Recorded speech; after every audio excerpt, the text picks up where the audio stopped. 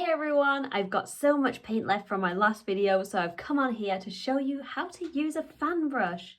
Okay, so fan brushes, you can get them in all different shapes and sizes. With acrylic paint, it's great to use a synthetic hair, but you can also use a much firmer hair if you like. With a fan brush, it's quite good to use a firm hair like hog hair because your bristles aren't going to separate too much no matter if they're wet or dry. But I do love a synthetic brush, so you can't go right or wrong, but these are synthetic. Okay, so we've got many different sizes. They do come in all different shapes and sizes. And you see the handle, how long they are? These are perfect. These are really cheap. They're off Amazon. I got them a pack of 12. I teach, so I get a lot of things in bundles. So let's go, shall we? Let's paint using a fan brush. Let's go for, what size fan brush shall I use for this? Maybe I'll use this guy. He is not too big, he is not too small. Let's get going. Okay, so the first thing with a fan brush, let's use some of this paint that I've just mixed up and let's start creating some pine trees. So if anyone's a fan of Bob Ross, you're gonna know what we're doing. But if not, I'm gonna show you. So the first thing we need to do is tap in our paint in the tip of the brush. So we can use any color we'd like. Why not? Let's go for, shall we go for the classic green or shall we go for something a bit unusual? No, let's go for green. Let's just tap in the tip of the brush. That's all we're gonna do. So you see how much paint I have on this brush? It's not that much really. It's just tapped in the very tip. If you feel like you've got too much, you can always wipe the excess off. So what we're going to do, we're going to hold it perpendicular to the paper, which just means we're going head on. We're going to tap up, a bit like that, all the way up to form the shape of the trunk. You can even drag the brush if you like, which does tend to work a bit better if it's wet. So I would advise tapping it because at the minute we have a dry brush. So we're just going to tap up until we're happy with the size of our tree and where the trunk is. So here we are, pretty standard tree. Now I'm going to dip my paint back into my brush, but only in the corner this time. And what we want to do is, pine trees are very thin at the top. There's not much going on. We're just going to place a little dot at the top and one at the left and one at the right. Okay, you see how we've just formed the shape of a triangle. If it was to be drawn dot to dot, we have a triangle there. Now let's dip in our brush back into the paint. What we're going to do now is form the tree. This is the exciting bit. So we're going to use the very tip of our brush just like we did then, but we're going to tap and we're going to create zigzag motions. So we're going to be going, can you see this? Left and right, left and right. It doesn't really matter how you hold your brush. It's entirely up to you. You can hold your brush straight, you can hold it facing up or facing down, whichever feels comfortable to you. You'll just end up with different branches. If you're facing your brush up, your branches will be down. If you're facing your brush down, your branches will be up. So you see how it's opposite? I'm just going to go straight in. So you can watch me first and then have a go. I'll just make sure I've got enough paint on because I have a habit of tapping it on my hand. So we're going to go left to right, and you want to apply gentle pressure, especially if you're using a synthetic brush, because our bristles will just start to separate and go crazy on you. Right, so now we're going to start incorporating more of the brush, but still I'm going left to right, you see? You see how it's forming the shape of a pine tree, not a fan tree. It's beautiful, it's so effective. This is just layer one. And look, already we have a pine tree. Okay, I'm going to need more paint. At this point, you can really tap in your brush and put your pressure on because your paint is thinning. It's thinning out. So I'm not going to end up with lumps of paint.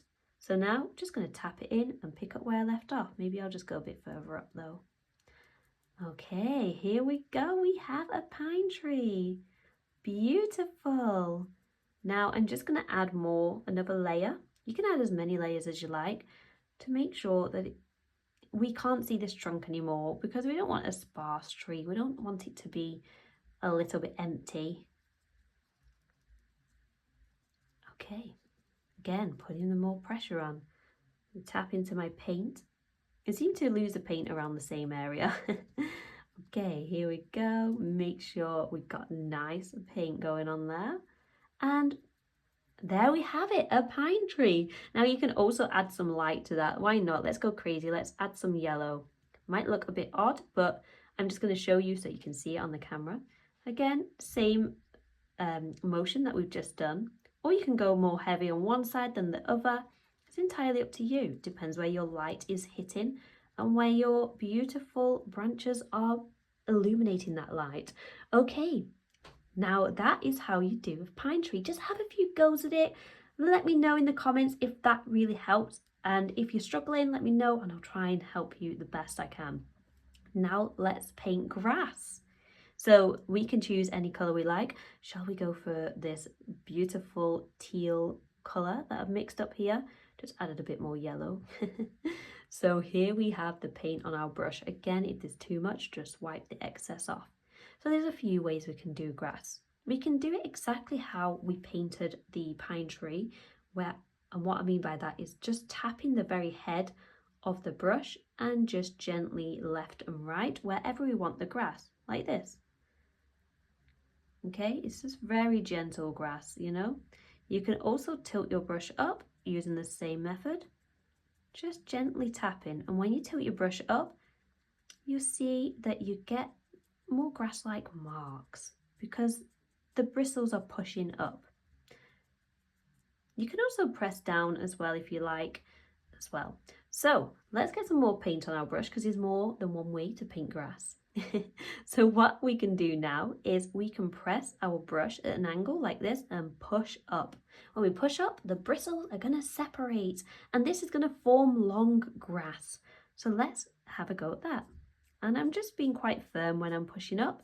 This is the more rural, wilder grass. You see that? Oh, it's so nice. I do like this. This is like the grass in the foreground. Maybe let's stick some yellow on. Why not? Again, I'm just going to wipe actually the excess off there because I did place a little bit too much. Okay, and we can just capture the light on some of them strands of grass right there. It's so pretty. It's so effective. Let's just tap some yellow in there as well. Why not? So have a go at playing with the grass like that too. Another way you can do grass is just use the edge of the fan brush. You see this slidey bit there? We could wet the fan brush. This works for hair as well brilliantly. Now it's wet, do you see how the bristles, they stick together? Even if you was to dry them, you see how it's formed and accumulated together now. You can always manipulate them back to how you want them to be using your fingers. Okay, let's use the very tip of our brush. And using the edge, I'm actually going to face my brush so the bristles are pointing down, and I'm going to slide and I'm going to bring my brush up to where I need it to be. And this is going to form longer grass or hair. The more water you have mixed into your paint, and you can mix water into acrylic paint, the thinner the strands are going to be. You can also use the whole head of the brush too, if you like that. And you can start incorporating all the bristles. You know, you can move the guy around and get loads of little strands. So that's another way you can form grass, or you can form hair. These beautiful lines, any lines you want in your work, these are really good for that. Okay, shall we move on to something a little bit more crazy? Shall we do a waterfall? Why not? Let's take our blue paint, and I'm just going to take the blue paint on my fan brush. Now you can use a normal brush for this. Let's just form where we want the waterfall to fall. So mine's going to glide down here like this, and we're just going to go horizontally at the bottom to form some sort of beautiful lake that it's splashing into.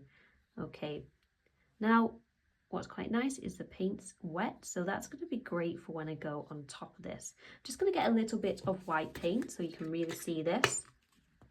I'm not going to go for the yellow. I know you was thinking I was going to go for yellow, but we need to take a break from the yellow paint. Okay, so now I've just captured some white on my brush. There's a lot of white on there, so we just need to wipe that off a little bit.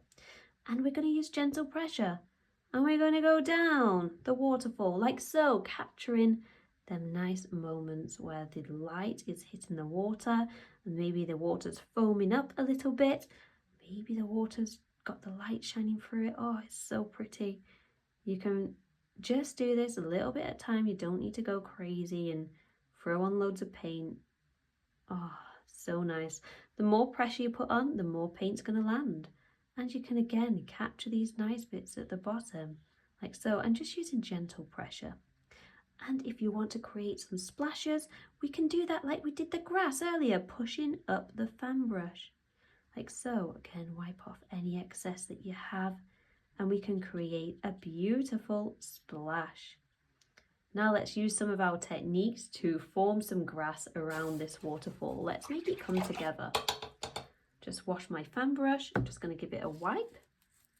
Okay, let's go in with some nice greens that we have here. I'm going to actually tap in a bit of yellow there because we want a nice green. Okay, so let's now just tap and push up our brush just like we did earlier. And look, we're forming grass. It's so pretty. And let's push it up a bit further. So it's like we're looking over the grass now.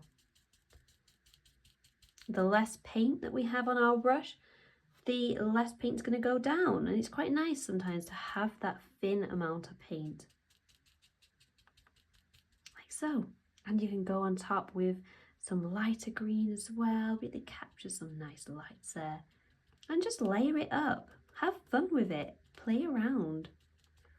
Okay, so they are some fan brush tips I wanted to give you today. Just don't want to overwhelm you too much. Just have a play with these three. See what you can create, what grass you can create, what pine trees you can create, what waterfalls.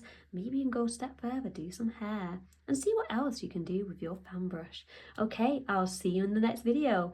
If you did like this video, just give it a like, give it a thumbs up. It'll help me massively and I'll appreciate you forever. Also, you can subscribe as well if you like my content. Okay, I'll see you in the next video. Bye everyone.